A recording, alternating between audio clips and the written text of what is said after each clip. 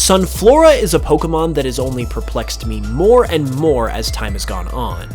It often gets ridiculed for having one of the most uncreative designs in the entire franchise, and I mean, even if you are a fan of this Pokemon, you cannot deny that it is just a sunflower with a face. I've never really been a huge fan of Sunflora because of this, but something occurred to me recently concerning this Pokemon that actually poses an interesting question. That question being, how the heck did it actually become an official Pokemon in the first place?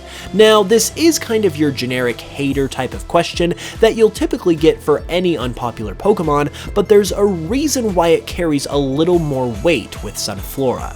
You see, we have recently learned about tons of cut Pokemon from Gold and Silver, the same games that Sunflora debuted in over the past several years. Between the leaks that happened a couple years ago and the one that happened earlier this year, I would say there are roughly around 50 to 100 or so cut Pokemon that we have seen that were cut from Generation 2.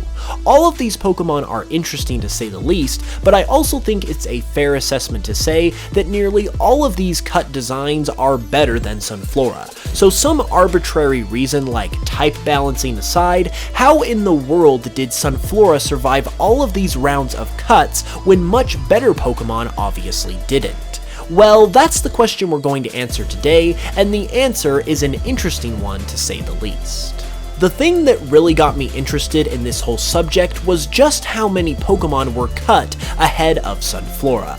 In addition to the 50 to 100 or so Pokemon that we know of that I mentioned earlier, it was also mentioned in a Nintendo Power interview by Ken Sugimori in July of 2000 that hundreds of Pokemon were made for Gen 2, but most of them got cut during development. So not only did Sunflora somehow weave its way past the amazing cut Pokemon we have seen so far, it was also picked over hundreds of others when it is seriously nothing more than a sunflower with a face. Knowing about the gargantuan amount of Pokemon that were considered for Johto, it boggles my mind that one so unbelievably basic and pretty uncreative all things considered could make it in the games above all of those others.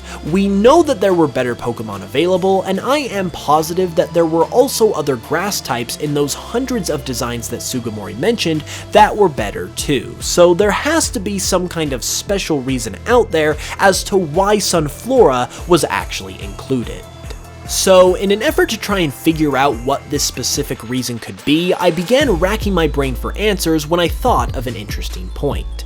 Usually, Pokemon in any given generation will have some sort of theme that a bunch of them share. For example, Kanto has a lot of Pokemon focused around technology, Sinnoh has a lot of Pokemon that evolve from those of previous generations, and so on. Even legendaries at the very least will have opposing themes to one another, and that is what sparked an idea for me. If we take a look at one of Gen 2's box art legendaries, Lugia, many people have wondered why it's a psychic type Pokemon instead of a water type. Well, the explanation for this was actually given in an interview with Shigeki Morimoto, where he said that Psychic was a type that simply felt more powerful at the time, which they wanted to communicate with Lugia being a legendary Pokemon. However, in this interview, Morimoto also mentioned how Lugia and Ho-Oh, much like other legendaries, also represent opposing forces. For example, Ho-Oh represents the sky while Lugia represents the sea. Ho-Oh the sun that sits in the sky, and Lugia the moon that controls the tides. And last but not least, Ho-Oh representing the day and Lugia representing the night. These themes are really all extensions of one another, but day and night is the most important one here, because day and night is the very theme of Gold and Silver itself.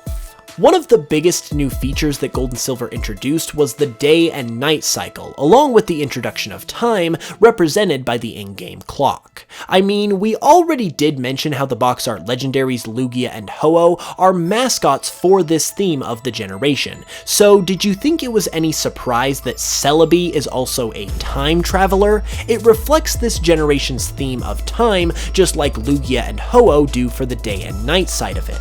So the theme of day and night and the time that binds them together is an absolutely defining element of the Johto games, despite it being fairly under the radar.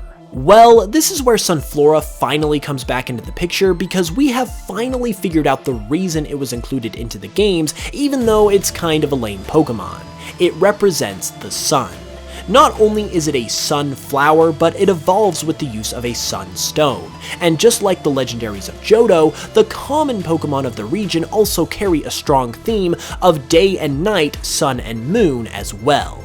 For instance, in addition to Sunflora, you also have Espeon and Umbreon, Ladybug and Spinarak that can only be found in the morning and at night, Hoothoot and Noctowl, Teddiursa with the crescent moon on its head. This theme is littered throughout Johto's roster of Pokemon. And that is exactly why I believe Sunflora was given the nod over literally hundreds of other Pokemon that were cut from Gen 2. Because as Gold and Silver got further and further into development, these themes that we see in the final game began to slowly take shape. And as the game began to take shape, Pokemon were chosen from the ones Game Freak had created that fit the message of day and night that Gold and Silver ended up taking on. And as a sunflower Pokemon, there was literally no other Pokemon out there that could do a better job of this than Sunflora, even though its design is extremely basic. Game Freak found a theme they wanted to run with over the course of development, and Sunflora helped them to communicate that theme. So it got accepted over so many other better designs simply because they did not communicate that day and night theme quite as well as Sunflora did. If true, this is the ultimate case of right place, right time, because I don't think Sunflora would have made it into almost any other generation otherwise, but it lucked out having an inspiration that matched what Game Freak wanted to do for Pokemon Gold and Silver. And there you have it. Do you think my theory about Sunflora is right? Let me know with a comment below, and if you enjoyed this video, leave a like and subscribe if you haven't already for more Pokemon content. You can also check out my Pokemon remixes on Spotify to further support the channel if you would like, and be sure to give my Pokemon Cardinal project a watch if you haven't yet either. With that said, I will be back with another video on Saturday, so stay tuned for that one, and until then, as always, I love you guys, and I will smell you guys later.